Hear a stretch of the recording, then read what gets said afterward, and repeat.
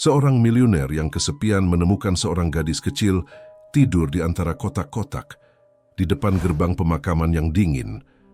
Ketika gadis itu menunjukkan sebuah foto lama, ia mengenali wanita dalam gambar itu sebagai orang yang pergi bertahun-tahun lalu. Dalam keadaan terkejut, ia memutuskan untuk membawanya pulang tanpa menyadari bahwa pilihan itu akan mengubah segalanya. Beberapa hari kemudian, seorang pasien yang kehilangan ingatan mulai menggambar seorang anak dan sebuah pertemuan yang mustahil tampaknya akan segera terjadi. Jika cerita ini menarik bagi Anda, jangan lupa berlangganan saluran kami dan beritahu kami dari kota mana Anda menonton kami. Lanjutkan. Di malam yang dingin di Jakarta, Raden Bagus Wijaya, seorang pengusaha teknologi terkemuka yang terbiasa dengan kesendirian, berjalan melalui jalan-jalan menteng yang sepi setelah seharian menghadiri rapat dan pertemuan bisnis. Hidup pria berusia 45 tahun ini hanya berputar di sekitar angka, kesuksesan, dan apartemen mewah di lantai teratas gedung pencakar langit di mana keheningan menjadi satu-satunya teman. Sebuah kehidupan yang tampak sempurna namun hampa, tanpa kehangatan atau ikatan emosional yang berarti. Malam itu berbeda dari biasanya. Hujan deras mengguyur Jakarta, memaksa Raden untuk mencari jalan pintas pulang. Ia memutuskan melewati Taman Prasasti, pemakaman tua peninggalan Belanda yang biasanya dihindarinya karena terlalu banyak kenangan pahit di sana. Ketika melintasi gerbang tua pemakaman, matanya menangkap gerakan kecil di antara tumpukan kardus bekas di bawah pohon beringin besar. "Siapa di sana?" tanyanya waspada, mengira itu hanya kucing liar atau pengamen jalanan. Namun yang muncul dari balik kardus basah adalah sosok gadis kecil, mungkin berusia sekitar 6 tahun, dengan rambut hitam panjang yang kusut dan pakaian tipis yang basah kuyup. Tubuh mungilnya gemetar kedinginan, matanya yang besar memandang Raden dengan ketakutan sekaligus harapan. "Jangan takut," kata Raden menurunkan payungnya sedikit untuk melihat anak itu lebih jelas. "Mengapa kamu sendirian di sini? Di mana orang tuamu?" Gadis kecil itu tidak menjawab, hanya memeluk erat sebuah bungkusan plastik yang tampaknya berisi barang-barang berharganya. Raden berlutut di hadapannya, berusaha tidak menakuti anak itu lebih jauh. "Nama saya Raden." "Siapa namamu?" "Kinanti," jawab gadis itu dengan suara hampir berbisik. "Saya menunggu ibu. Dia pergi mencari obat tapi belum kembali." "Berapa lama kamu menunggu di sini?" tanya Raden, melihat kondisi kardus yang sudah sangat basah, menandakan anak ini telah berada di sana cukup lama. "3 hari, jawab Kinanti, air matanya mulai mengalir. "Ibu bilang dia akan segera kembali." Hati Raden terenyuh. Ia membuka jasnya dan menyelimuti gadis kecil itu. "Kamu bisa ceritakan lebih banyak tentang ibumu? Mungkin saya bisa membantu mencarinya." Dengan tangan gemetar, Kinanti membuka bungkusan plastiknya dan mengeluarkan selembar foto yang dilindungi plastik. "Ini ibu," katanya, menyodorkan foto tersebut pada Raden. Saat Raden melihat foto itu, dunianya seolah berhenti berputar. Wanita dalam foto itu adalah Sekar Ayu Maharani, wanita yang pernah ia cintai dengan seluruh jiwa dan raganya. Wanita yang telah ia usir dari hidupnya 7 tahun lalu setelah pertengkaran hebat yang menghancurkan hubungan mereka. Sekar dalam foto itu terlihat lebih tua dari yang diingatnya, namun senyumnya masih sama. Dan di sampingnya ada Kinanti kecil, tersenyum bahagia. Raden merasakan kakinya lemas. Ia mengamati wajah Kinanti lebih seksama dan menyadari kemiripan yang tak bisa disangkal. Mata yang sama, bentuk bibir yang sama, bahkan lesung pipit kecil di pipi kanannya. Kinanti memiliki ciri-ciri fisik yang identik dengan dirinya sewaktu kecil. "Kinanti," kata Raden dengan suara gemetar, "tahukah kamu siapa ayahmu?" Gadis kecil itu menggeleng. "Ibu bilang, ayah pergi jauh sebelum saya lahir. Ibu selalu sedih saat membicarakan ayah." Pikiran Raden berputar cepat. Ia menghitung dalam hati. 7 tahun sejak perpisahan mereka. Kinanti berusia sekitar 6 tahun. Sekar tidak pernah memberitahunya bahwa dia hamil. "Mungkinkah?" "Ayo," kata Raden mengambil keputusan cepat. "Kamu bisa tinggal di rumah saya malam ini. Besok kita akan mencari ibumu bersama-sama." Kinanti ragu-ragu, mengingat peringatan ibunya untuk tidak pergi dengan orang asing. Namun hujan semakin deras dan ia sangat kedinginan dan lapar. Ibu bilang saya harus menunggu di sini, katanya dengan suara kecil. Saya janji akan membawamu kembali ke sini besok jika kamu mau, bujuk Raden. Tapi malam ini terlalu dingin dan berbahaya untuk seorang gadis kecil sendirian di luar. Akhirnya Kinanti mengangguk dan mengikuti Raden ke mobilnya yang terparkir tidak jauh dari sana. Sepanjang perjalanan ke apartemen mewahnya di kawasan Sudirman, Raden terus melirik gadis kecil itu melalui kaca spion. Kinanti duduk diam di kursi belakang, masih memeluk bungkusan plastiknya erat-erat, matanya menatap keluar jendela dengan tatapan kosong. Apartemen Raden, sebuah penthouse mewah dengan pemandangan kota Jakarta, belum pernah terasa begitu dingin dan steril seperti malam itu. Saat ia membawa Kinanti masuk, kontras antara kemewahan apartemennya dan kondisi anak itu terasa sangat mencolok. Dinding-dinding putih yang tinggi, perabotan minimalis yang mahal, dan ruangan luas tanpa kehangatan seolah mengejek keberadaan gadis kecil yang basah kuyup dan kelaparan itu. "Kamu harus mandi air hangat dulu," kata Raden, merasa canggung dengan situasi ini. Ia tidak pernah berurusan dengan anak kecil sebelumnya. "Lalu kita akan makan malam." Ia menuntun Kinanti ke kamar mandi tamu dan menyalakan shower dengan air hangat. Kemudian ia mencari pakaian yang mungkin bisa dipakai anak itu, namun yang ia temukan hanyalah kaos putih miliknya, yang tentu saja akan kebesaran untuk Kinanti. "Pakailah ini dulu," katanya menyerahkan kaos tersebut. "Besok kita akan membeli pakaian baru untukmu." Sementara Kinanti mandi, Raden menelepon restoran terdekat untuk pesan antar makanan. Ia tidak punya makanan anak-anak di apartemennya, jadi ia memesan nasi goreng, ayam goreng, dan es jeruk, berharap itu adalah makanan yang disukai Kinanti. Ketika Kinanti keluar dari kamar mandi dengan kaos putih yang menutupi hingga ke kakinya, Raden tertegun melihat betapa kecil dan rapuhnya anak itu. Pipinya yang tirus menandakan ia tidak mendapat nutrisi yang cukup selama ini. Namun yang paling mengejutkan adalah kemiripannya dengan Sekar dan dirinya sendiri, yang semakin jelas terlihat sekarang. "Makanan akan tiba sebentar lagi," kata Raden, menuntun Kinanti ke sofa besar di ruang tengah. "Kamu bisa menonton TV sambil menunggu." Ia menyalakan televisi dan mencari saluran kartun, sesuatu yang tidak pernah ia tonton sebelumnya. Kinanti duduk dengan kaku di ujung sofa, masih memegang erat bungkusan plastiknya. "Apa yang kamu bawa dalam bungkusan itu?" tanya Raden lembut, mencoba membangun kepercayaan. Kinanti membuka bungkusan tersebut dan mengeluarkan beberapa barang. Selembar selimut kecil usang, sebuah boneka beruang yang sudah kehilangan satu mata, beberapa lembar foto dan sebuah kalung dengan liontin berbentuk setengah hati. "Ini semua pemberian ibu," kata Kinanti, suaranya penuh kerinduan. "Dia bilang saya harus selalu menjaganya." Raden mengambil kalung tersebut dan mengamatinya. Jantungnya berdegup kencang saat mengenali kalung pasangan yang ia berikan pada Sekar bertahun-tahun lalu. Ia bahkan masih menyimpan pasangannya di laci meja kerjanya. "Bolehkah saya melihat foto-foto itu?" tanyanya dengan suara yang berusaha ia jaga tetap tenang. Kinanti memberikan beberapa lembar foto itu padanya. Kebanyakan adalah foto Kinanti dengan Sekar di berbagai tempat sederhana, taman kota, depan sekolah, di sebuah rumah kontrakan kecil. Dalam semua foto, Sekar selalu tersenyum, meski Raden bisa melihat kelelahan dan kesedihan di matanya.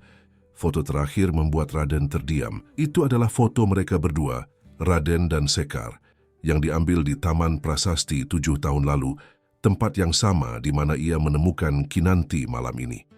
Di belakang foto tersebut ada tulisan tangan Sekar, "Ayahmu, orang yang paling baik yang pernah ku kenal. Suatu hari nanti kalian akan bertemu." Matahari Jakarta baru saja terbit ketika Raden terbangun dengan perasaan aneh. Untuk sesaat ia lupa mengapa ada suara napas halus di apartemennya yang biasanya sunyi. Kemudian kejadian malam sebelumnya kembali menghantam ingatannya. Kinanti, foto Sekar, dan kemungkinan bahwa gadis kecil yang kini tertidur di kamar tamunya adalah darah dagingnya sendiri. Ia menemukan Kinanti masih terlelap, memeluk boneka beruangnya yang usang. Dalam tidurnya, wajah gadis itu tampak damai, berbeda dengan tatapan waspada yang ditunjukkannya semalam. Raden memperhatikan detail wajah Kinanti yang semakin meyakinkannya bahwa gadis ini adalah putrinya. Dahi yang sama, bentuk alis yang melengkung sempurna. dan terutama lesung pipit kecil di pipi kanan yang selalu muncul saat ia tersenyum. Apa yang harus kulakukan sekarang? Bisiknya pada diri sendiri. Jawaban paling logis adalah mencari Sekar tentu saja. Namun ada bagian dari dirinya yang takut menghadapi masa lalu. 7 tahun lalu, ia mengusir Sekar dari hidupnya karena ego dan kemarahan sesaat. Ia menuduh wanita itu berselingkuh tanpa memberinya kesempatan untuk menjelaskan. Kini menatap Kinanti, ia dihadapkan pada konsekuensi dari keputusan gegabahnya. Raden memutuskan untuk membiarkan Kinanti tidur lebih lama sementara ia menyiapkan sarapan. Masalahnya, ia bahkan tidak yakin apa yang biasanya dimakan anak-anak untuk sarapan. Dapur apartemennya yang canggih hampir tidak pernah digunakan. Ia terbiasa makan di luar atau memesan makanan. Setelah memeriksa lemari dan kulkas, ia hanya menemukan kopi, beberapa kaleng makanan, dan sebotol jus jeruk yang hampir kedaluarsa. Saya harus belanja, gumamnya, menyadari betapa tidak siapnya ia menghadapi situasi ini. Ia menelepon asistennya, Henry, dan membatalkan semua janji untuk hari itu, dengan alasan urusan keluarga mendadak. Sebuah alasan yang tidak pernah ia gunakan sebelumnya. Kemudian ia menghubungi toko kelontong 24 jam terdekat dan memesan berbagai kebutuhan dasar. Susu, sereal, roti, telur, buah-buahan, dan beberapa makanan yang menurutnya akan disukai anak-anak. Ketika Kinanti akhirnya terbangun, Raden telah menyiapkan sarapan sederhana. Roti panggang dengan selai coklat dan segelas susu hangat. "Selamat pagi," sapa Raden berusaha terdengar ceria meskipun ia merasa canggung. "Apa kamu tidur nyenyak?" Kinanti mengangguk pelan, matanya memindai ruangan asing di sekitarnya. "Kapan kita akan mencari ibu?" tanyanya langsung. "Setelah sarapan kita akan mulai mencari," jawab Raden. "Tapi pertama-tama, kamu harus makan untuk mendapatkan tenaga." Dengan ragu-ragu, Kinanti duduk di meja makan dan mulai menyantap roti panggangnya. Raden memperhatikan bagaimana gadis itu makan dengan sangat hati-hati, seolah takut makanannya akan diambil jika ia tidak cepat menghabiskannya. "Kamu bisa makan sepuasnya," kata Raden lembut. "Ada banyak makanan di sini." Setelah sarapan, Raden menyadari masalah berikutnya. Kinanti tidak memiliki pakaian ganti selain kaos putih besarnya yang kini ia kenakan. "Kita perlu membeli beberapa pakaian untukmu," katanya. "Dan mungkin beberapa barang lain yang kamu butuhkan." Kinanti hanya menatapnya dengan mata besarnya yang penuh tanya, membuat Raden merasa semakin tidak nyaman. Ia tidak pernah berurusan dengan anak-anak, apalagi berbelanja untuk mereka. Dengan canggung, Raden membawa Kinanti ke sebuah pusat perbelanjaan mewah. Di toko pakaian anak, ia berdiri kebingungan di antara deretan pakaian berwarna-warni. Seorang pramuniaga menghampiri mereka tersenyum ramah. "Ada yang bisa saya bantu, Pak?" tanyanya. "Ah, iya." Raden menggaruk kepalanya yang tidak gatal. "Saya perlu beberapa, semuanya sebenarnya. Pakaian, sepatu, dan apapun yang dibutuhkan anak perempuan seusianya." Pramuniaga itu menatap Kinanti yang bersembunyi di belakang kaki Raden, masih mengenakan kaos putih kebesaran. "Putri Bapak sangat cantik," komentarnya. "Berapa usianya?" 6 tahun, jawab Raden tanpa berpikir, berdasarkan perkiraannya sendiri, kemudian menyadari bahwa ia bahkan tidak menanyakan usia Kinanti dengan pasti. Dengan bantuan pramuniaga, mereka memilih beberapa pakaian dasar, sepatu, dan perlengkapan mandi anak-anak. Raden, yang terbiasa berhemat meskipun kaya, terkejut mendapati dirinya tidak keberatan menghabiskan uang untuk Kinanti. Ia bahkan membeli sebuah boneka beruang baru saat melihat Kinanti menatap lama etalase mainan, meskipun gadis itu tidak meminta apa-apa. Ketika mereka pulang ke apartemen dengan banyak belanjaan, Raden menyadari bahwa apartemennya sama sekali tidak ramah anak. Perabotan kaca yang tajam, tangga spiral tanpa pengaman, dan berbagai barang antik berharga yang mudah pecah adalah beberapa hal yang tiba-tiba terlihat berbahaya bagi seorang anak kecil. "Saya perlu mengubah beberapa hal di sini," gumamnya sambil mengamati Kinanti, yang berhati-hati berjalan di antara perabotan mahalnya. Malam itu, setelah makan malam yang mereka pesan dari restoran terdekat, Raden duduk di samping Kinanti di sofa ruang tengah. Televisi menayangkan acara kartun, tapi pikiran Raden dipenuhi pertanyaan tentang Sekar. "Kinanti," katanya lembut, "bisakah kamu ceritakan tentang ibumu? Di mana kalian tinggal sebelumnya?" Kinanti memeluk boneka beruangnya erat. Kami pindah-pindah, jawabnya. Ibu bekerja di banyak tempat. Kadang kami tinggal di rumah kecil, kadang di kamar sewaan. Terakhir kami tinggal di dekat stasiun kereta di Bogor. Apakah ibumu pernah menceritakan tentang ayahmu? Tanya Raden hati-hati. Kinanti mengangguk. Ibu bilang, ayah adalah orang baik yang tidak tahu tentang keberadaanku. Ibu selalu berjanji suatu hari akan mempertemukan kami. Raden merasakan sesak di dadanya.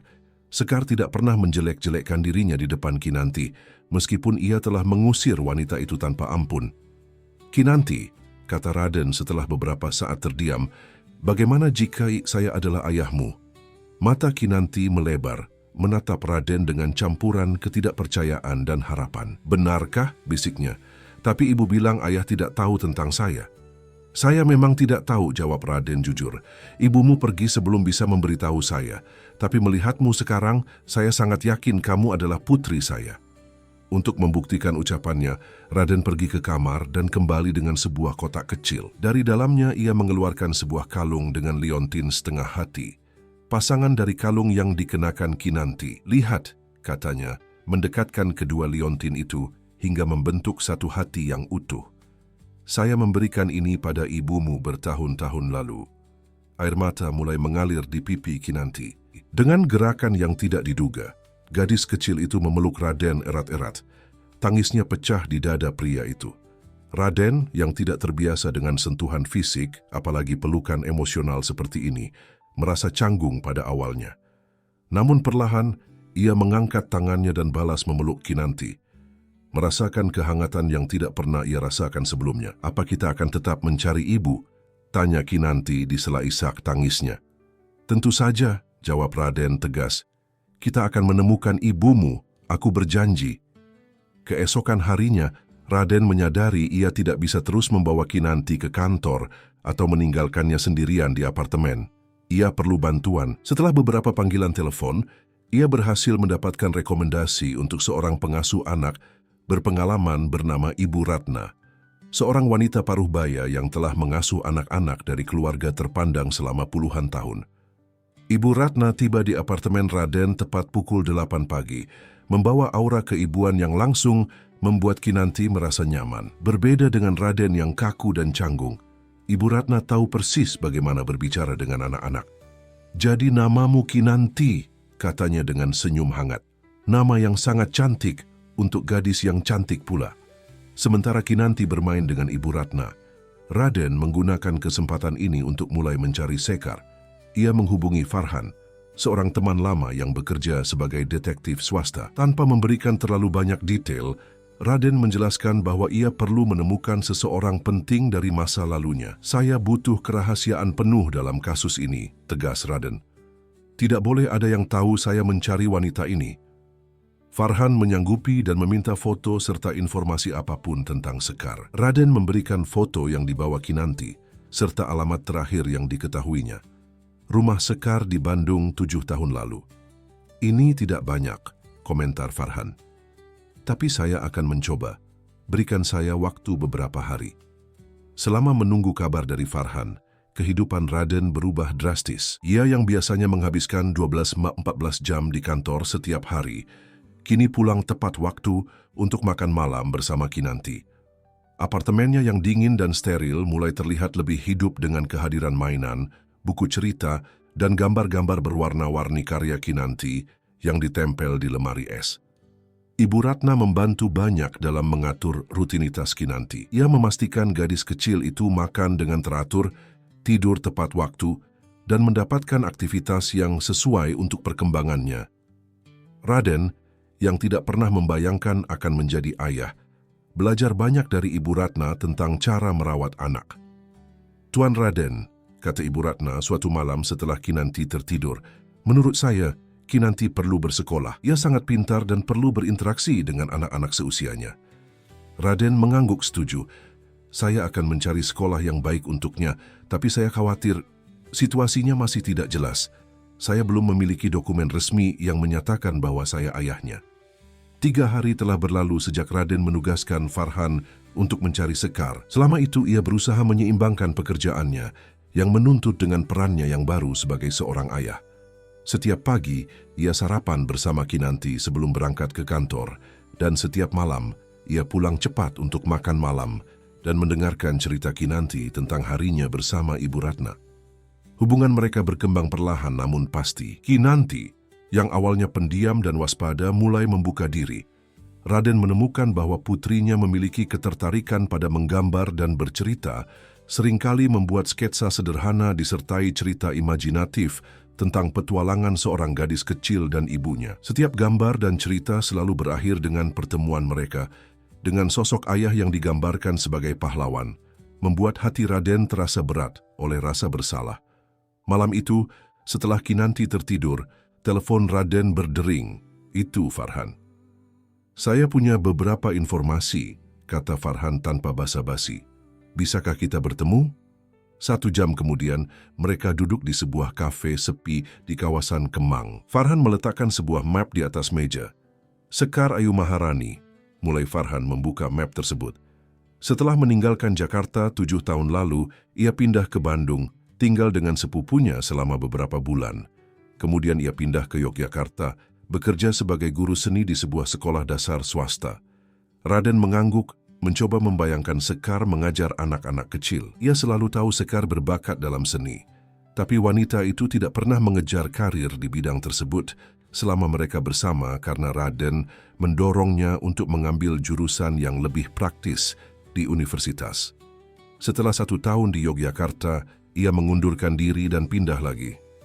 Kali ini ke Surabaya, lanjut Farhan. Di sana ia bekerja di beberapa tempat, toko buku, kafe, dan terakhir sebagai ilustrator, lepas untuk sebuah penerbit kecil. Dari rekam medis yang saya temukan, Kinanti lahir di Surabaya. "Bagaimana kamu bisa mendapatkan rekam medisnya?" tanya Raden, sedikit terkejut. Farhan tersenyum tipis. "Saya punya koneksi. Yang penting Sekar tinggal di Surabaya selama hampir 3 tahun sebelum pindah lagi ke Semarang, lalu Cirebon, dan akhirnya kembali ke area Jabodetabek sekitar 8 bulan lalu." "Kenapa dia terus berpindah?" gumam Raden, lebih kepada diri sendiri daripada kepada Farhan. "Itulah bagian yang menarik," jawab Farhan. "Sekar tampaknya selalu menggunakan nama yang berbeda di setiap kota. Di Yogyakarta ia menggunakan nama Ratih Kusuma, di Surabaya ia menjadi Maya Indah, dan seterusnya. Seolah-olah ia berusaha menghilangkan jejaknya. Atau bersembunyi dari seseorang," tambah Raden, keningnya berkerut khawatir. "Tepat sekali. Dan ada lagi yang lebih mengkhawatirkan," kata Farhan, mengeluarkan beberapa lembar dokumen. "Saya menemukan laporan medis dari sebuah klinik di Depok dari sekitar 2 bulan lalu. Sekar datang dengan memar di wajah dan lengan, mengatakan ia terjatuh dari tangga. Tapi dokter mencatat kecurigaan tentang kebenaran cerita tersebut." Raden merasakan amarah mulai bergolak dalam dirinya. "Kamu pikir seseorang menyakitinya?" "Kemungkinan besar. Dan dari pola perpindahannya, sepertinya ia berusaha melarikan diri dari seseorang. Mungkin rentenir atau, entahlah, seseorang yang berbahaya." "Di mana dia sekarang?" tanya Raden tidak sabar. Farhan menggeleng. "Itulah masalahnya. Jejak terakhirnya hilang sekitar 2 minggu lalu. Ia menyewa sebuah kamar kos di daerah Bogor, dekat stasiun seperti yang diceritakan Kinanti. Tapi menurut pemilik kosnya, Sekar pergi suatu pagi dan tidak pernah kembali. Semua barang-barangnya ditinggalkan." 2 minggu lalu? Raden tertegun. "Itu berarti tepat sebelum aku menemukan Kinanti." "Ada satu hal lagi," kata Farhan, mengeluarkan sebuah amplop kecil dari mapnya. "Pemilik kos memberikan ini padaku. Katanya ditemukan di bawah kasur Sekar saat mereka membersihkan kamarnya." Raden membuka amplop tersebut dan menemukan sebuah surat yang belum dikirim. Dengan tangan gemetar, ia mulai membaca tulisan tangan yang sangat dikenalnya. "Untuk Raden Bagus Wijaya. Mungkin suratku ini tidak akan pernah sampai ke tanganmu, atau mungkin kau akan merobek dan membuangnya tanpa membaca. Aku tidak menyalahkanmu. 7 tahun lalu kepergianku pasti terasa seperti pengkhianatan bagimu. Apa yang ingin ku sampaikan adalah, aku hamil saat kau mengusirku dari hidupmu.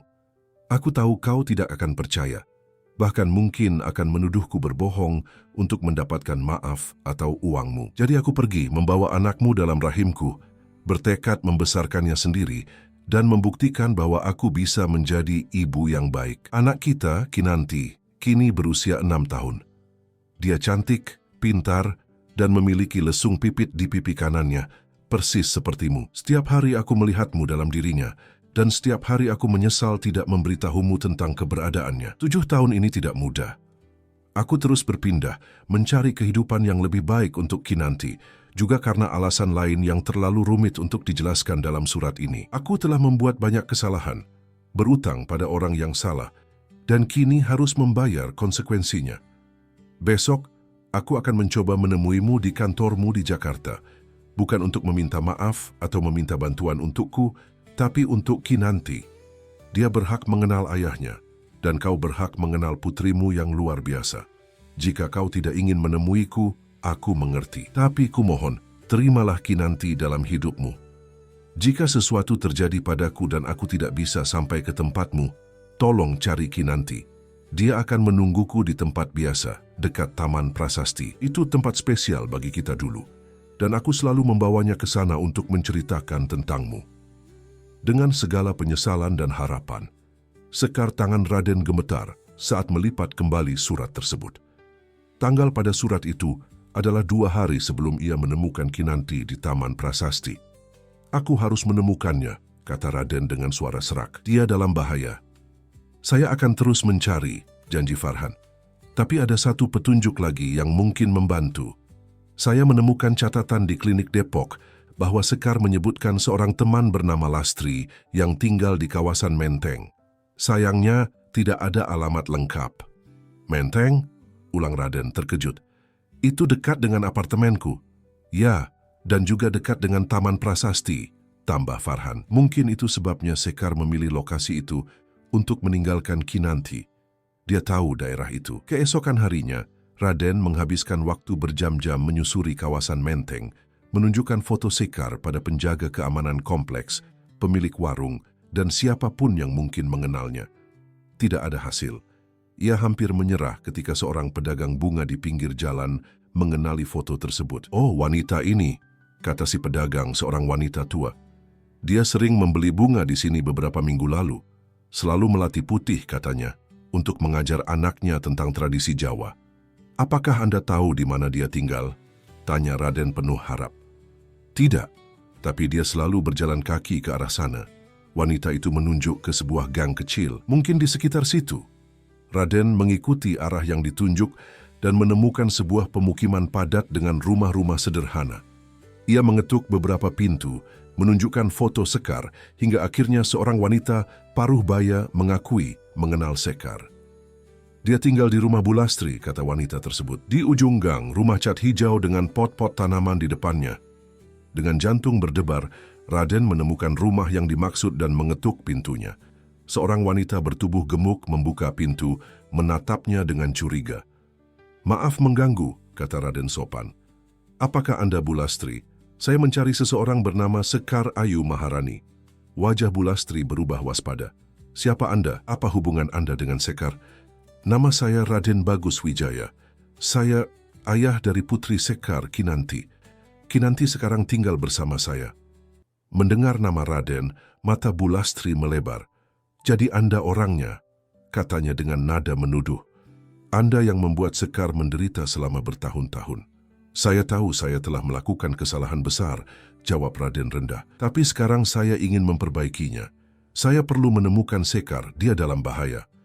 Bu Lastri menatapnya lama, seolah menilai ketulusan ucapannya, sebelum akhirnya menghela napas dan membuka pintu lebih lebar. Masuklah. Di dalam rumah sederhana namun nyaman itu, Bu Lastri menceritakan bagaimana ia mengenal Sekar beberapa bulan lalu saat wanita itu bekerja sebagai guru les privat untuk cucunya. Mereka berteman, dan ketika Sekar membutuhkan tempat tinggal, Bu Lastri menawarkan sebuah kamar kecil di rumahnya. Dia wanita yang luar biasa, kata Bu Lastri, bekerja keras untuk menghidupi anaknya. Selalu tersenyum meskipun saya tahu hidupnya berat. Tapi ada sesuatu yang menghantuinya. Dia selalu ketakutan, selalu melihat ke belakang bahunya. Apakah dia pernah menyebutkan tentang seseorang yang mungkin mengancamnya? Tanya Raden. Bu Lastri menggeleng. Tidak secara spesifik, tapi sekitar 2 minggu lalu, dia pulang dengan wajah pucat, gemetar ketakutan. Dia mengatakan telah melihat dia di dekat stasiun dan harus pergi secepatnya. Dia menitipkan kinanti pada saya, berjanji akan kembali dalam beberapa jam setelah mengurus sesuatu. Tapi dia tidak pernah kembali. Lalu bagaimana kinanti bisa berada di Taman Prasasti? Tanya Raden bingung. Sekar menelepon keesokan harinya, suaranya panik. Dia mengatakan tidak bisa kembali dan meminta saya membawa kinanti ke Taman Prasasti. Katanya ada seseorang yang akan menjemputnya di sana. Saya pikir dia bermaksud Anda, tapi kemudian di sebuah kamar rumah sakit di pinggiran Jakarta, seorang wanita berusia sekitar 35 tahun terbaring di ranjang, menatap kosong keluar jendela. Para perawat dan dokter memanggilnya pasien 23 karena tidak ada yang tahu namanya. Dia ditemukan tak sadarkan diri di pinggir jalan tol Jakarta-Bogor 2 minggu lalu, tanpa identitas atau barang pribadi apapun. Diagnosisnya, trauma kepala parah yang mengakibatkan amnesia retrograde. Kehilangan ingatan masa lalu, meskipun ia masih mampu membentuk ingatan baru. Bagaimana perasaan Anda hari ini? Tanya Dr. Surya, psikiater yang menangani kasusnya, saat masuk ke kamar. Wanita itu menoleh perlahan, wajahnya yang cantik, namun pucat dihiasi lebam kekuningan yang mulai memudar. Sama seperti kemarin, jawabnya pelan. Kosong. Dr. Surya duduk di samping tempat tidur, membuka catatannya. Apakah Anda bermimpi semalam? Wanita itu mengangguk, matanya menerawang. Anak perempuan itu lagi. Dia selalu ada dalam mimpiku, tersenyum, memanggilku, tapi aku tidak bisa mendengar apa yang dia katakan. Ini perkembangan yang baik, komentar Dr. Surya. Mimpi berulang seringkali merupakan fragmen ingatan asli yang berusaha muncul ke permukaan. Bisakah Anda menggambarkan anak dalam mimpi Anda? Wanita itu mengambil buku sketsa yang selalu disimpan di nakas di samping tempat tidurnya. Sejak sadar dari koma ringan, ia menunjukkan bakat luar biasa dalam menggambar, meskipun tidak ingat pernah belajar seni sebelumnya. Halaman-halaman buku itu dipenuhi sketsa seorang gadis kecil yang sama, berusia sekitar 6 tahun, dengan rambut hitam panjang, mata besar, dan lesung pipit di pipi kanannya. Dia terasa sangat nyata, kata wanita itu, jemarinya menelusuri gambar terakhir yang ia buat. Seperti bagian dari diriku yang hilang. Dr. Surya mengangguk penuh pengertian. Mungkin dia memang nyata, mungkin dia putri Anda. Air mata menggenang di mata wanita itu. Jika dia putriku, di mana dia sekarang? Apakah dia mencari ibunya? Apakah dia aman? Itulah yang sedang kami coba cari tahu, jawab Dr. Surya lembut. Kami telah mengirimkan foto dan informasi Anda ke berbagai kantor polisi dan rumah sakit di seluruh Jakarta. Seseorang pasti mengenal Anda. Namun mereka berdua tahu bahwa pencarian tersebut belum membuahkan hasil. 2 minggu telah berlalu dan tidak ada yang datang mencari wanita tanpa nama ini. Hari ini mari kita coba pendekatan berbeda, usul Dr. Surya. Alih-alih fokus pada apa yang tidak Anda ingat, mari kita eksplorasi apa yang tubuh Anda ingat. Terkadang memori prosedural, kebiasaan dan keterampilan bertahan bahkan ketika memori deklaratif hilang. Dr. Surya mengeluarkan beberapa benda dari tasnya, sebuah kain batik tradisional, sebuah kuas lukis, dan sebuah kalung setengah hati. Saya ingin Anda memegang benda-benda ini satu persatu dan beritahu saya jika ada yang terasa familiar. Wanita itu menyentuh kain batik, jemarinya menelusuri pola rumit dengan keahlian yang menunjukkan keakraban. Ini motif parang, katanya tanpa sadar, kemudian terkejut dengan pengetahuannya sendiri. Benar sekali, Dr. Surya tersenyum, mencatat reaksinya. Bagaimana dengan ini? Ia menyodorkan kuas lukis. Wanita itu mengambil kuas tersebut dan tanpa ragu, mulai menggerakkannya di udara dengan gerakan yang menunjukkan keahlian seorang seniman terlatih. Saya bisa melukis, bisiknya, seolah baru menyadarinya. Dan yang ini, Dr. Surya menunjukkan kalung setengah hati. Tangan wanita itu gemetar saat mengambil kalung tersebut. Sesuatu yang kuat bergejolak dalam dirinya. Rasa sakit, kerinduan, dan emosi mendalam yang tidak bisa ia jelaskan. Tanpa peringatan, ia mulai terisak menggenggam kalung itu erat-erat di dadanya. Raden, bisiknya di antara isak tangis. Raden Bagus Wijaya. Dr. Surya tersentak. Siapa itu Raden Bagus Wijaya? Saya tidak tahu, jawab wanita itu, masih terisak. Nama itu hanya muncul begitu saja. Itu adalah terobosan pertama mereka. Sebuah nama, seseorang yang sepertinya memiliki arti penting bagi wanita ini. Malam itu, setelah Dr. Surya pergi, wanita tanpa nama itu tidak bisa tidur. Nama yang ia sebutkan terus bergema dalam pikirannya, memicu kilatan-kilatan gambar yang tidak koheren. Sebuah apartemen mewah dengan pemandangan kota, seorang pria tampan dalam setelan bisnis, pertengkaran hebat, tangisan, dan hujan deras. Tidak cukup untuk membentuk narasi utuh, tapi cukup untuk meyakinkannya bahwa Raden Bagus Wijaya adalah kunci dari masa lalunya. Keesokan paginya, ia meminta kertas dan pena, kemudian mulai menulis. Kata-kata mengalir begitu saja, seolah tangannya memiliki ingatan sendiri. Kepada kakakku yang baik hati. Aku tidak tahu mengapa aku menulis surat ini atau siapa sebenarnya dirimu. Namamu tidak muncul dalam ingatanku, tapi hatiku yakin kau ada. Aku merasa kita pernah berselisih di masa lalu, dan aku ingin minta maaf. Dokter mengatakan aku mengalami amnesia akibat kecelakaan. Aku tidak ingat siapa diriku, dari mana asalku, atau mengapa aku berada di pinggir jalan tol malam itu. Yang terus menggangguku adalah mimpi tentang seorang gadis kecil. Hatiku mengatakan dia anakku, dan aku harus menemukannya. Nama Raden Bagus Wijaya terus muncul dalam benakku. Siapa dia? Apakah dia suamiku, ayah dari anakku, atau seseorang yang seharusnya kuhindari? Jika kau membaca surat ini, kumohon bantulah aku menemukan identitasku, menemukan anakku. Aku merasa waktu terus berjalan, dan setiap hari yang berlalu adalah hari yang hilang bersamanya. Entah siapa diriku dulu, entah kesalahan apa yang telah kulakukan, aku berjanji untuk memperbaikinya. Aku hanya ingin pulang kemanapun itu, dan memeluk putriku lagi. Dengan harapan dan doa, seorang saudari yang hilang, ia melipat surat itu rapi, meskipun tahu tidak ada cara untuk mengirimkannya. Tidak ada alamat tujuan, tidak ada nama penerima yang lengkap. Tapi menulis membuatnya merasa lebih baik, seolah suaranya akhirnya didengar, meskipun hanya oleh angin. Dokter Surya terkesan dengan perkembangan ini ketika melihat surat tersebut. Ini sangat baik, komentarnya. Anda membentuk narasi, mencoba menghubungkan titik-titik yang terputus. Mari kita coba hal lain. Hari ini saya membawa beberapa foto lokasi di Jakarta. Mungkin salah satunya akan memicu ingatan Anda. Ia menunjukkan berbagai foto, Monumen Nasional, Kota Tua, Taman Mini Indonesia Indah, Ancol, dan beberapa landmark terkenal lainnya. Wanita itu menggeleng untuk sebagian besar foto, hingga Dr. Surya menunjukkan foto Taman Prasasti. Ini, kata wanita itu, jantungnya berdebar kencang. Tempat ini penting. Saya pernah ke sana dengan Ia memejamkan mata, berusaha menggapai ingatan yang berkelit. Dengan Raden, dan juga dengan anak saya. Suaranya pecah saat mengucapkan kata terakhir. Dr. Surya segera mencatat informasi ini. Taman Prasasti adalah pemakaman Belanda kuno yang kini menjadi museum. Apa yang Anda ingat tentang tempat itu? Bunga, jawab wanita itu pelan. Kami selalu mengambil foto di sana. Dan foto. Sementara itu di kantor Raden, Farhan menelepon dengan kabar baru.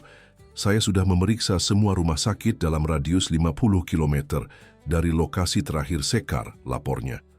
Tidak ada pasien yang terdaftar dengan namanya atau nama-nama alias yang pernah ia gunakan. Bagaimana dengan pasien tak dikenal? Tanya Raden. Jemarinya mengetuk meja dengan gelisah. Ada beberapa kasus, mayoritas lansia atau tunawisma. Tapi ada satu kasus yang menarik di RSUD Pasar Minggu. Seorang wanita sekitar 35 tahun ditemukan tak sadarkan diri di pinggir jalan tol Jakarta Bogor 2 minggu lalu. Tidak ada identitas dan dia menderita amnesia. Jantung Raden seolah berhenti berdetak. Kirimkan alamat rumah sakit itu sekarang juga. Di rumah sakit, wanita tanpa nama itu sedang melakukan sesi terapi seni dengan Ibu Wati, terapis okupasi. Melukis telah menjadi satu-satunya hal yang membuatnya merasa terhubung dengan dirinya yang hilang. Hari ini ia melukis pemandangan yang terus muncul dalam mimpinya. Sebuah apartemen tinggi dengan jendela besar menghadap kota Jakarta di malam hari. Seorang pria tinggi berdiri memunggungi, dan siluet seorang gadis kecil yang duduk di lantai, bermain dengan mainannya. Ini sangat detail, komentar Ibu Wati mengagumi lukisan tersebut. Apakah ini ingatan atau imajinasi? Saya tidak yakin, jawab wanita itu jujur. Tapi rasanya nyata, seperti sebuah kehidupan yang seharusnya saya miliki. Tepat saat itu, pintu kamar rawatnya terbuka.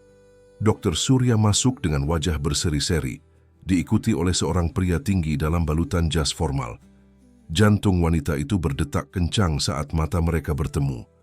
"Saya punya kabar baik," kata dokter Surya dengan senyum lebar. "Seseorang datang mencari Anda." Pria itu melangkah maju, wajahnya pucat seolah melihat hantu. "Sekar?" bisiknya ragu. Wanita itu menatapnya bingung. Wajah pria ini memicu sesuatu dalam dirinya. Ketakutan, kerinduan, amarah, dan kasih sayang. Semua bercampur menjadi satu. Tapi tidak ada ingatan konkret yang muncul. "Apakah itu nama saya?" tanyanya pelan. "Apakah saya Sekar?" Raden mengangguk, matanya berkaca-kaca. "Sekar Ayu Maharani, ya itu namamu. Dan Anda, apakah Anda Raden Bagus Wijaya?" Mata Raden melebar kaget. "Ya, kamu mengingatku." "Tidak sepenuhnya," jawab Sekar jujur. "Nama Anda terus muncul dalam pikiran saya. Tapi saya tidak ingat siapa Anda bagi saya." Raden menoleh pada Dr. Surya yang mengangguk mendorong. "Sekar," kata Raden lembut, "aku adalah ayah dari anakmu Kinanti." Mendengar nama itu, tubuh Sekar gemetar hebat. "Kinanti," ulangnya, nama itu terasa tepat di lidahnya. "Gadis kecil dalam mimpiku, dalam lukisanku." "Ya," Raden mengangguk, mengambil ponselnya dan menunjukkan foto Kinanti yang ia ambil beberapa hari lalu. Gadis kecil itu tersenyum lebar dengan es krim di tangannya. "Ani Kinanti, putri kita." Air mata mengalir deras di pipi Sekar saat ia menatap foto tersebut. Tangannya gemetar menyentuh layar ponsel, seolah ingin meraih anak dalam gambar itu. "Dia nyata," bisiknya. "Dia benar-benar nyata. Dan dia baik-baik saja," jamin Raden. "Dia tinggal bersamaku sekarang. Aku menemukannya di Taman Prasasti 2 minggu lalu, tepat saat kau menghilang." Sekar tersentak kaget. "Taman Prasasti, itu tempat dalam ingatanku. Tempat penting. Tempat pertama kali kita bertemu," jawab Raden lembut. "Dan tempat terakhir kita bersama sebelum aku mengusirmu dari hidupku 7 tahun lalu." Dr. Surya berdeham pelan. "Ini perkembangan yang sangat positif. Tapi saya harus mengingatkan bahwa memori Sekar masih sangat rapuh. Kita harus berhati-hati untuk tidak membanjirinya dengan terlalu banyak informasi sekaligus." Raden mengangguk paham. "Bisakah saya berbicara dengan Anda sebentar, dokter?" Mereka berdua keluar ruangan, meninggalkan Sekar dengan lukisan dan foto Kinanti di tangannya. Di luar, Raden bertanya dengan cemas, seberapa parah kondisinya? Apakah dia akan mendapatkan ingatannya kembali? Amnesia retrograd akibat trauma seperti yang dialami Sekar biasanya bersifat sementara, jelas Dr. Surya. Beberapa pasien pulih sepenuhnya dalam beberapa minggu atau bulan. Yang lain mungkin tidak pernah mendapatkan kembali semua ingatan mereka, tapi bisa membentuk identitas baru berdasarkan fragmen masa lalu dan pengalaman baru. Raden kembali ke kamar rawat Sekar dengan hati yang lebih ringan setelah berbicara dengan Dr. Surya. Meskipun perjalanan pemulihan Sekar mungkin panjang dan tidak pasti, setidaknya ada harapan. Yang terpenting, Sekar masih hidup, dan kini ia memiliki kesempatan untuk menebus kesalahannya di masa lalu. Dr. Surya mengatakan kau mungkin bisa pulang dalam beberapa hari, kata Raden saat duduk di samping tempat tidur Sekar. Tentu saja dengan syarat kau harus melanjutkan terapi dan pemeriksaan rutin. Sekar menatapnya dengan mata yang masih menyimpan kebingungan. Pulang kemana? Tanyanya pelan. Pertanyaan sederhana itu menohok Raden. Bagi Sekar tidak ada tempat yang bisa disebut rumah dalam ingatannya saat ini. Itu terserah padamu, jawab Raden hati-hati. Kamu bisa tinggal di apartemenku bersama Kinanti. Atau aku bisa mencarikan tempat lain jika itu membuatmu lebih nyaman. Sekar terdiam sejenak. Jemarinya memainkan ujung selimut rumah sakit. Apakah kita masih bersama sebelum kecelakaan ini? Raden menggeleng, merasakan kepahitan rasa bersalah. Tidak, kita berpisah 7 tahun lalu sebelum Kinanti lahir. Aku mengusirmu dari hidupku karena kesalahpahaman dan egoku yang bodoh. Tapi kau di sini sekarang, kata Sekar, matanya mencari-cari jawaban di wajah Raden. Ya, Raden tersenyum tipis. Aku di sini karena aku ingin memperbaiki kesalahanku. Dan karena Kinanti membutuhkan ibunya. Sekar mengangguk pelan, seolah mencoba menerima kepingan-kepingan cerita yang disampaikan Raden. Maukah kau menceritakan lebih banyak tentang kita, tentang masa lalu kita? Selama 2 jam berikutnya, Raden menceritakan kisah mereka. Bagaimana mereka bertemu di Taman Prasasti 7 tahun lalu ketika Sekar, seorang mahasiswa seni, sedang melukis nisan-nisan tua untuk tugas kuliahnya. Bagaimana mereka jatuh cinta, tinggal bersama dan kemudian berpisah.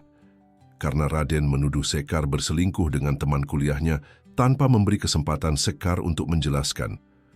Aku egois dan keras kepala, akui Raden. Dan aku membayar harga untuk itu dengan kehilangan 7 tahun bersama putriku dan denganmu. Sekar mendengarkan dengan seksama, sesekali mengangguk seolah beberapa detail membangkitkan resonansi samar dalam dirinya. Kau menyebutkan bahwa aku pindah-pindah setelah kita berpisah, katanya. Apakah kau tahu kenapa?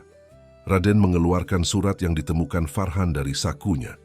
Aku pikir sebagian alasannya dijelaskan di sini. Ini surat yang kau tulis untukku beberapa hari sebelum kecelakaan.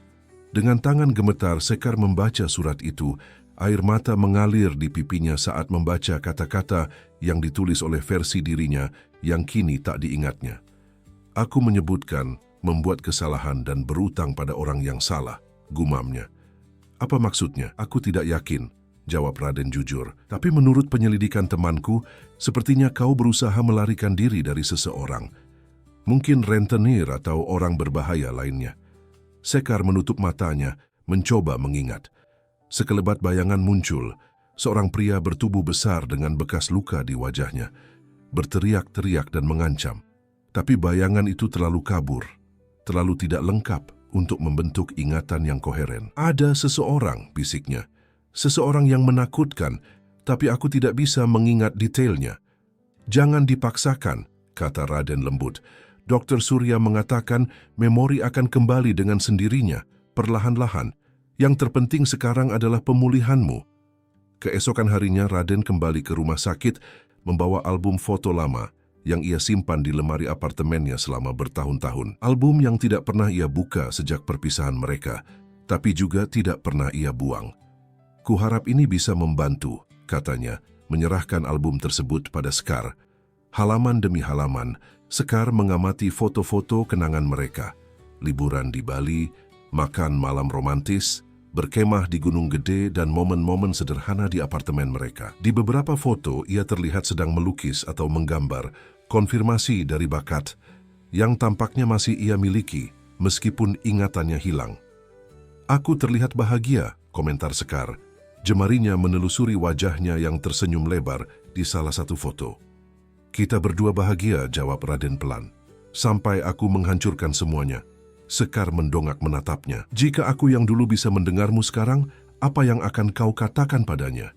Raden terdiam sejenak, matanya berkaca-kaca. Aku akan meminta maaf. Aku akan memohon pengampunan atas keegoisanku. Dan aku akan berjanji untuk tidak pernah lagi membiarkan ego mengambil alih keputusanku. Sekar tersenyum tipis, sebuah senyuman yang mengingatkan Raden pada wanita yang dulu ia cintai, yang masih ia cintai, ia sadari sekarang. Mungkin itulah yang perlu kudengar untuk memulai lagi, kata Sekar. Bukan sebagai versi diriku yang lama, tapi sebagai diriku yang sekarang. 3 hari kemudian dokter menyatakan Sekar cukup sehat untuk meninggalkan rumah sakit. Kondisi fisiknya telah membaik pesat, meskipun ingatannya masih berupa kepingan-kepingan tak lengkap. Dokter Surya merekomendasikan terapi lanjutan 2 kali seminggu dan menekankan pentingnya lingkungan yang tenang dan familiar untuk membantu proses pemulihan ingatannya. Jadi, kemana kau ingin pergi? Tanya Raden saat mereka berdiri di lobi rumah sakit. Aku sudah menyiapkan kamar tamu di apartemenku, tapi aku juga telah menemukan beberapa pilihan apartemen jika kau ingin tempat sendiri. Sekar tampak gugup, jemarinya memainkan tali tas berisi barang-barang pribadinya yang sedikit. Kebanyakan pemberian Raden selama ia di rumah sakit. Aku ingin bertemu Kinanti, jawabnya akhirnya. Bisakah kita ke apartemenmu? Setidaknya untuk awal. Raden tersenyum lega. Tentu saja, Kinanti sangat bersemangat bertemu denganmu. Dia tidak berhenti bertanya kapan ibunya pulang. Perjalanan ke apartemen Raden di Sudirman diliputi keheningan yang canggung. Sekar menatap keluar jendela, mengamati kota Jakarta yang bergerak cepat di luar. Kota yang harusnya familiar, namun kini terasa asing. "Apakah aku pernah ke apartemenmu sebelumnya?" tanyanya tiba-tiba. "Iya," jawab Raden. "Kita tinggal bersama di sana selama hampir 2 tahun, sebelum kita berpisah." Sekar mengangguk, mencoba membayangkan kehidupan yang pernah ia jalani di tempat yang akan segera ia kunjungi. Apakah banyak yang berubah sejak saat itu? Tidak terlalu. Raden tersenyum tipis sampai Kinanti datang. Sekarang apartemen itu jauh lebih hidup. Ada mainan di mana-mana, buku cerita dan gambar-gambar di lemari es. Ibu Ratna, pengasuh Kinanti, juga membuat banyak perubahan positif. Ketika mereka tiba di gedung apartemen mewah di kawasan Sudirman, Sekar menatap bangunan tinggi itu dengan campuran kekaguman dan kecemasan. Selama perjalanan lift ke lantai teratas, jantungnya berdegup kencang. Ini adalah momen yang telah ia nantikan sekaligus takuti. Pertemuan dengan putri yang tidak ia ingat. Raden membuka pintu apartemen dan suara tawa anak-anak langsung menyambut mereka. "Kinanti, Ibu Ratna, kami pulang," panggilnya. Dari dalam ruangan, terdengar langkah-langkah kecil berlari dan sedetik kemudian, seorang gadis kecil muncul di lorong. Kinanti berhenti mendadak saat melihat Sekar, matanya melebar. "Ibu?" bisiknya ragu, seolah takut sosok di hadapannya hanyalah mimpi. Sekar merasa lututnya lemas. Melihat Kinanti secara langsung memicu sesuatu yang kuat dalam dirinya. Bukan ingatan konkret, tapi perasaan mendalam yang tak bisa dijelaskan. Tubuhnya mengenali anak ini sebelum pikirannya bisa mengingatnya. "Kinanti," bisik Sekar. Nama itu terasa tepat di lidahnya. Untuk beberapa saat yang terasa abadi, mereka hanya berdiri saling menatap. Kemudian, seolah dipandu oleh insting, Sekar berlutut dan membuka tangannya lebar-lebar. Kinanti tidak ragu lagi. Ia berlari dan menghambur ke pelukan ibunya, memeluknya erat-erat. "Ibu kemana saja?" isak Kinanti. "Aku menunggu ibu di tempat itu, tapi ibu tidak datang." Air mata mengalir deras di pipi Sekar saat ia memeluk putrinya. "Maafkan ibu, sayang," bisiknya. Ibu tersesat. Tapi sekarang ibu di sini." Raden mengamati reuni itu dengan mata berkaca-kaca. Sebuah perasaan hangat mengisi hatinya, yang selama ini terasa hampa. Di belakang Kinanti, Ibu Ratna muncul. Tersenyum haru menyaksikan momen tersebut. "Apa ibu masih sakit?" tanya Kinanti, mengusap bekas luka di dahi Sekar dengan jemari kecilnya. "Ibu sudah lebih baik," jawab Sekar lembut. "Tapi ibu perlu bantuanmu untuk sembuh sepenuhnya." "Aku akan membantu," janji Kinanti bersemangat. "Aku akan merawat ibu seperti ibu selalu merawatku." Sekar tertawa kecil, tawa pertamanya sejak terbangun di rumah sakit. "Terima kasih, sayang." Malam itu, setelah Kinanti tertidur, Sekar dan Raden duduk di balkon apartemen dengan 2 cangkir teh hangat, memandangi lampu-lampu kota Jakarta yang berkedip-kedip. "Dia luar biasa," kata Sekar pelan. "Aku tidak ingat melahirkannya, membesarkannya, atau momen-momen penting dalam hidupnya. Tapi saat memeluknya tadi, tubuhku ingat, hatiku ingat."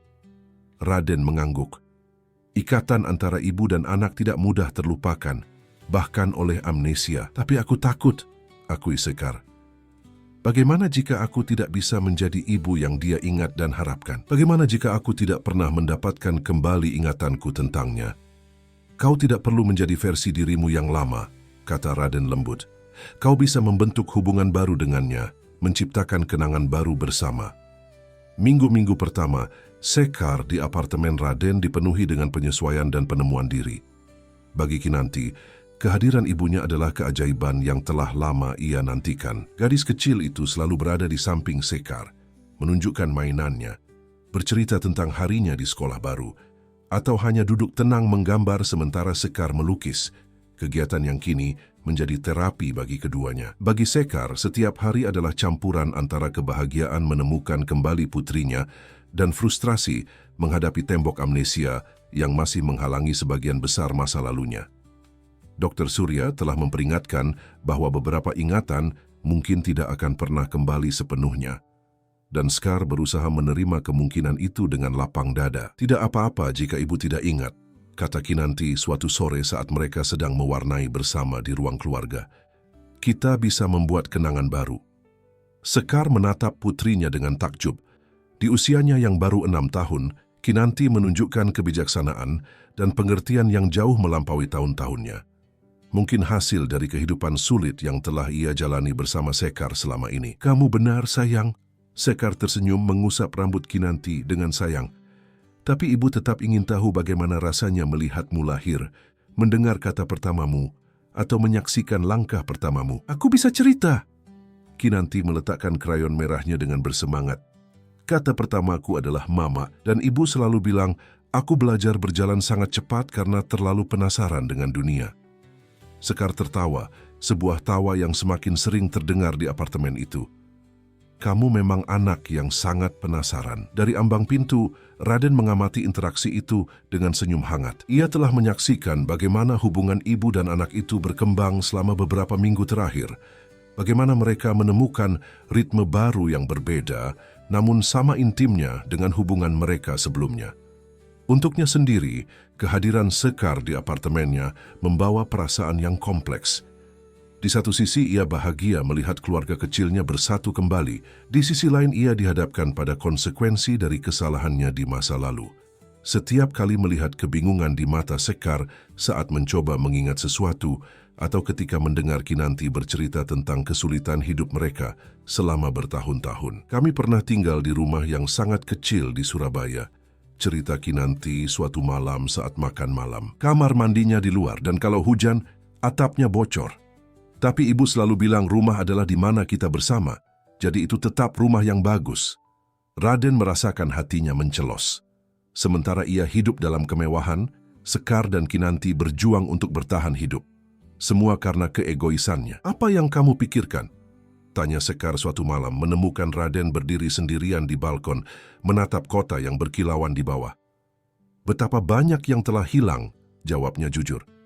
"Betapa banyak waktu yang telah kusia-siakan karena ego dan kemarahan sesaat."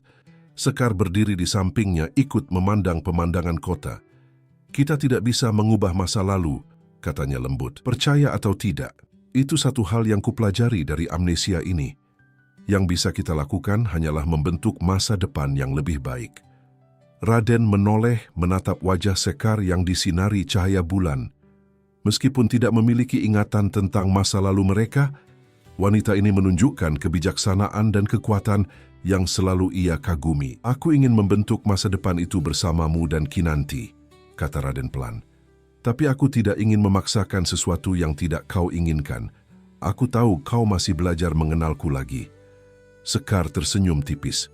"Memang benar, tapi ada sesuatu yang aneh tentang dirimu, Raden. Meskipun ingatanku tentangmu sebagai kekasih telah hilang, hatiku masih merespons kehadiranmu. Seperti tubuhku mengingat apa yang pikiranku lupakan." Kata-kata itu memberi Raden harapan yang tidak berani ia rasakan sebelumnya.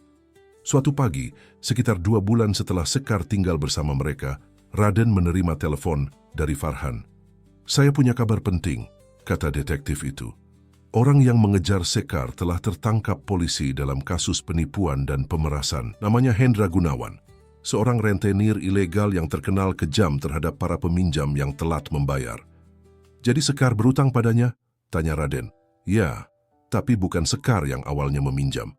Menurut pengakuan Hendra, seorang wanita bernama Rati, teman Sekar di Yogyakarta, meminjam uang darinya dengan menggunakan identitas Sekar tanpa sepengetahuannya. Ketika Rati menghilang, Hendra mengejar Sekar untuk pembayaran." Raden merasakan campuran kelegaan dan amarah.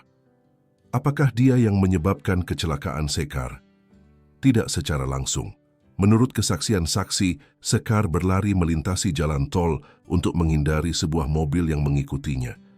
Kemudian tertabrak kendaraan lain. Mobil yang mengikutinya kemungkinan besar adalah orang suruhan Hendra. "Terima kasih, Farhan. Kau telah melakukan pekerjaan yang luar biasa." Raden bergegas pulang untuk membagi kabar baik ini dengan Sekar. Mengetahui bahwa ancaman terhadap keluarga kecil mereka telah berlalu, adalah langkah besar menuju ketenangan yang mereka butuhkan. Ketika ia tiba di apartemen, ia menemukan Sekar duduk di studio kecil yang telah ia siapkan untuknya, melukis dengan tekun. Di atas kanvas terpampang pemandangan taman prasasti yang detail dengan dua sosok, seorang pria muda dan wanita muda duduk di bangku taman. "Itu kita?" tanya Raden, mengamati lukisan tersebut. Sekar menoleh, tersenyum melihat kehadirannya. "Ya, aku bermimpi tentang tempat ini semalam. Lebih jelas dari sebelumnya. Aku melihat kita duduk di sana, berbicara dan tertawa. Kau memegang buku sketsa milikku, mengagumi gambar-gambarku." "Itu pertemuan pertama kita," kata Raden takjub. "Ingatanmu mulai kembali." "Sebagian," Sekar mengangguk. "Masih seperti potongan-potongan puzzle yang terserak. Tapi aku mulai bisa melihat gambaran besarnya." Raden menceritakan kabar dari Farhan, dan Sekar mendengarkan dengan mata melebar. "Ratih," gumamnya. "Nama itu familiar. Aku ingat wajahnya dan perasaan dikhianati." "Kau tidak perlu khawatir lagi," jamin Raden. "Kau dan Kinanti aman sekarang." Berita itu seolah mengangkat beban berat dari pundak Sekar. Malam itu ia tidur nyenyak untuk pertama kalinya sejak kecelakaan, tanpa mimpi buruk atau kegelisahan. Keesokan paginya, saat Sekar mengantarkan Kinanti ke sekolah, rutinitas baru yang ia nikmati, sesuatu yang luar biasa terjadi. Saat berjalan melewati taman kecil di dekat sekolah, Sekar tiba-tiba berhenti. Matanya terpaku pada ayunan yang bergoyang pelan tertiup angin. "Ibu!" panggil Kinanti menarik tangannya. "Ada apa?" "Kita pernah ke sini," bisik Sekar.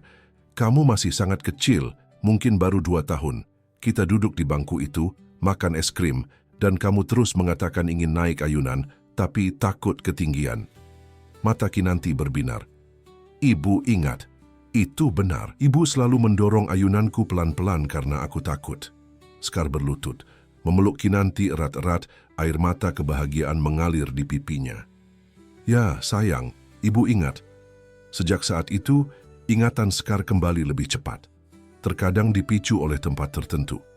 Seperti ketika mereka mengunjungi taman prasasti, dan ia tiba-tiba mengingat detail pertemuan pertamanya dengan Raden. Di lain waktu, sebuah lagu di radio membangkitkan kenangan tentang malam-malam memasak bersama Raden di apartemen mereka dulu.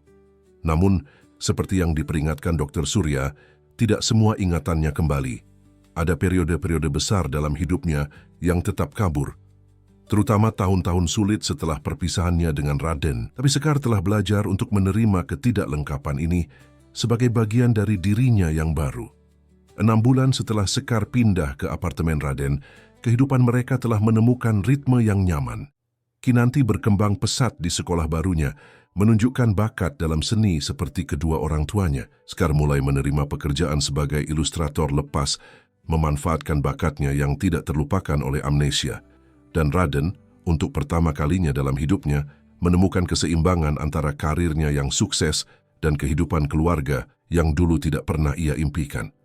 Suatu malam saat Kinanti sudah tertidur lelap, Raden mengajak Sekar ke balkon apartemen mereka. Bulan purnama bersinar terang di langit Jakarta, memberikan cahaya lembut pada wajah Sekar yang kini tampak jauh lebih damai dan bahagia dibandingkan saat pertama kali ia kembali ke apartemen ini. "Ada yang ingin kutanyakan padamu," kata Raden. Jantungnya berdebar kencang, atau mungkin lebih tepatnya, ada yang ingin kuberikan padamu. Ia mengeluarkan sebuah kotak kecil dari sakunya dan membukanya, menampilkan cincin sederhana namun elegan dengan batu zamrud kecil, warna favorit Sekar. 6 bulan yang lalu, kau kembali ke hidup kami sebagai orang yang berbeda, tanpa ingatan tentang masa lalu kita. Kita memulai lagi dari awal, belajar mengenal satu sama lain dalam versi baru dari diri kita. Dan dalam proses itu, aku jatuh cinta padamu sekali lagi. Bukan pada kenangan tentangmu, tapi pada dirimu yang sekarang. Mata Sekar berkaca-kaca saat Raden melanjutkan. Aku tidak memintamu menikahiku karena masa lalu kita, atau hanya demi Kinanti. Aku memintamu menikahiku karena aku ingin membangun masa depan bersamamu. Masa depan yang lebih baik dari apa yang bisa kita bayangkan 7 tahun lalu. Sekar menatap cincin itu. Kemudian pada wajah Raden yang penuh harapan. Kau tahu, ada satu ingatan yang kembali padaku minggu lalu, katanya pelan. Ingatan tentang kita bertengkar malam itu 7 tahun lalu. Aku ingat rasa sakit dan pengkhianatan yang kurasakan saat kau mengusirku. Raden menunduk, merasa tertampar oleh kenyataan bahwa ingatan pahit itu adalah salah satu yang kembali padanya. Tapi aku juga ingat betapa aku mencintaimu, lanjut Sekar, mengangkat dagu Raden sehingga mata mereka bertemu.